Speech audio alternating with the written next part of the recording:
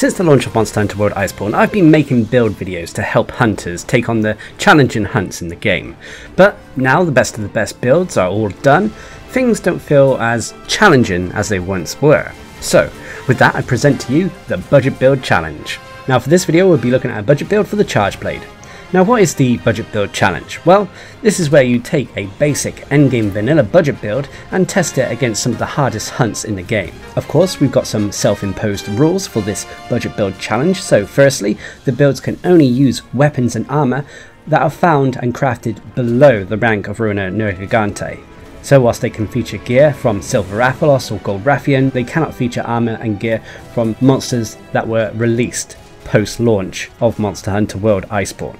So that's no Frostfang Barioth, no Raging Brachydios, so on and so forth. On top of that, the next rule is that the builds cannot contain any decorations that are classed as tier 4, so decorations that have normally 2 skills found on them. They can only feature decorations that can be easily farmed from the base version of Monster Hunter World. This means that we can still use jewels such as the Mighty Bow Jewel or the Magazine Jewel, as they are easily farmable by taking on higher rank hunts such as the Greatest Jagras. And lastly, for the rules, these builds will feature free hunts, free challenge hunts to test the budget build. One of them will always be against Tempered Ruiner no Gigante, the next will be against one of the quote-unquote normal monsters added to the game post-launch, so Rajang, Frostfang Barioth, Stygian Sinogo, so on and so forth, and the last test will be either against Fatalis or Latrion, depending on the build we are using. So with the rules in place, let's get into this.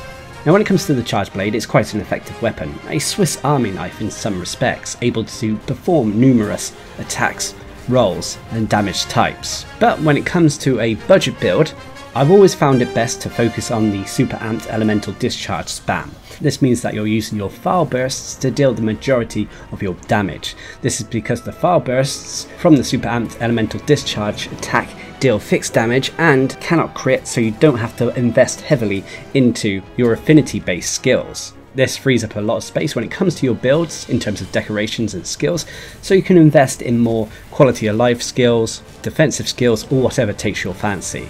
You can of course use affinity based skills if you wanted to increase your damage even more. The choice is always up to you. So for this budget Darcblade build that we're going to use in the budget build challenge, you'll need the Zora Headgear Alpha, the Damascus Mail Alpha, Zora Claws Alpha, Damascus Coil Alpha, and the Zora Spurs Alpha. I'm also using an Attack Charm 5, although to be honest, if you're going through this without including the endgame monsters, it will really only be an Attack Charm 4, but I'm letting this one slide.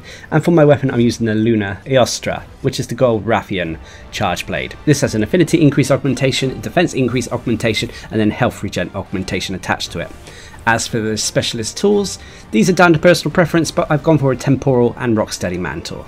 Now when it comes to the decorations, you've got a fair few to play around with, so I've gone for Tenderizer Jewels to max out weakness exploit, a critical jewel for a point in the crit boost skill, a shield jewel to give us guard up, vitality jewels to max out health boost, a magazine jewel for capacity boost, and artillery jewels to max out the artillery skill. I have gone for heavy artillery jewels in the mantles, but this is because we will be testing this build against Fatalis, and heavy artillery is kind of needed, especially if you are using a budget build that doesn't quite have the damage output of the best builds out there. So if you've done what I've done here, you have a build with 150 health, 100 stamina, which will be 200 health and 150 stamina when you're on a hunt and taking all your relevant consumables. You have a raw attack of 1152 with white sharpness. You have 25% base affinity, which can be 75 when you take into account weakness exploit, and you have a poison rating of 420. You also have impact files, and you have an OK defense of 1042 that is exceedingly strong against fire, but unfortunately weak to the other elements. As for the skills, first of all you have attack boost at level 5, although this may be level 4 for some of you. Attack boost is a skill that increases the raw attack of a build, and at level 4 or above it will grant us an extra bonus 5% affinity. Next up is artillery at level 5. Artillery is one of the key skills for this build. Basically it increases the damage of our fire bursts, and as this build is all about spamming the super amped elemental discharge and getting that fixed damage out there on a monster regardless of what body part you hit or whether you crit or not, artillery will help increase this overall damage. Next up you have health boost at level 3, allowing our health to get to the maximum of 200, increasing our overall survivability. You have weakness exploit at level 3, which is a skill that increases our affinity so long as we're attacking monster weak points. However, as mentioned, this doesn't apply to foul attacks. But weakness exploit at level 3 can potentially provide us a bonus 50% affinity so long as we're attacking monster weak points that have been tenderized through clutch claw attacks first. You'll also have focus at level 3. Focus is a useful skill for the charge blade as it allows us to increase how quickly we can charge up our files, thus potentially allowing us to perform more super amped elemental discharge attacks. You also have flinch free at level 3, a byproduct of the armor we're wearing that negates minor knockbacks from monsters and especially our allies. You have defense boost at level 2, which is a byproduct again of the armor we're wearing. Defense boost is a skill that increases the defense of this build slightly. You also have earplugs at level 1, another byproduct of the armor we're wearing. Unfortunately, a lot of these budget builds will have a lot of byproducts, unfortunately. But earplugs at level 1 allows us to ignore very minor monster roars. It's not really that useful, to be honest. You have crit boost at level 1. Crit boost is a skill that increases our damage so long as our attacks crit a monster. But this increase to our damage is only applied to a raw portion of an attack, not the elemental portion. Next up you have handicraft at level 1, another byproduct but allows us to increase our sharpness slightly. You have capacity boost level 1, increasing the amount of files we can have on this build from 5 to 6. You have guard at level 1, which is a useful skill for the charge blade. Guard at level 1 is normally what you should aim for, as guard combined with a charged up shield gives us the equivalent of having a higher guard rating. Basically, the guard skill reduces the stamina use for blocking monster attacks as well as the knockback. Having a point in guard allows us to perform guard reactions more easily as well. You also have free meal at level 1, another byproduct, but gives us a chance at not consuming a potion or other consumables when we use them. You have guard up at level 1, allowing us to block unblockable attacks, and then finally you'll have heavy artillery at level 2 if you're following what I've done here. To be honest, if you're going up against any other monster other than Fatalis, you can replace this with whatever you wish. Heavy artillery though increases the damage of cannons and ballistas you can find in certain maps. And then finally for the set bonuses, you'll have the Zoramagdaros Essence, Artillery Secret, allowing us to get the artillery skill from level 3 to a maximum of level 5.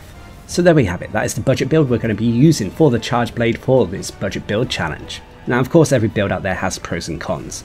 With this build, its biggest pro is its fixed damage output. Thanks to having artillery and spamming super amped elemental discharge, we'll be able to deal decent damage to a monster regardless of what area we hit them or if we crit or not. On top of that, we also are using a poison weapon which will deal poison damage, which again means we don't have to worry too much about the poison damage critting, so we didn't have to invest heavily into affinity skills, adding to our overall DPS. The next pro is this build's quality of life. Thanks to having health boost, focus, flinch free and more, it all adds to the build's functionality and can sometimes make hunts feel easier than they are. Although we are going to be taking on the toughest hunts in Monster Hunter World, so I don't know how much of a pro this is going to be. And then finally for the pros is that this build can be used against pretty much any monster. Rarely is a monster completely immune to poison, and even if they are, thanks to the decent raw attack combined with the artillery skill, we should be able to use this build against anything. But of course every build out there has cons. The biggest cons for this build include the fact that this build is kind of lacking when it comes to affinity based skills. Whilst it does have some, it can't reach 100% affinity unfortunately. And the final con for this build, which is more of a con for the charge blade in general, which is that unfortunately the magazine jaw is kind of not required but encouraged. The magazine jaw though, however, can be easily farmed from high ranks, so I am still including the magazine jaw in this budget build overall, as this is an Iceborne budget build, not a base version of Monster Hunter World budget build. So there we have it, that is the budget build, but let's get into this and talk about how it did in each of the hunts. First of all, Tempered Ruin Gigante. For this hunt we took on the Herald of Destruction Cry, so it's a straight up fight against the variant of the flagship of Monster Hunter World. Overall this build worked quite well against this monster, rarely did I feel in danger even when I got hit. Thanks to the artillery skills and the file burst as well as the super amped elemental discharge spam, I was easily able to use this build to break the monster's spikes, knock it over constantly. I will say though, I have farmed this monster numerous times, so I could have had an advantage here as I did know the monster's move and attack patterns, which definitely helps when it comes to Monster Hunter hunts. But regardless, this build felt completely fine and adequate at taking on Tempered Ruin Gigante. Now the next challenge I decided to go for Frostfang Barioth. which, to be honest, in terms of the additional monsters added to the game, it may not have been the toughest option to pick, although it was the tempered Frostfang Barioth. Now, this build was adequate enough to take down this monster. It didn't make me cart, although it hit hard once or twice, but for the most part it was okay. The only thing that this build struggled with sometimes was the speed of Frostfang.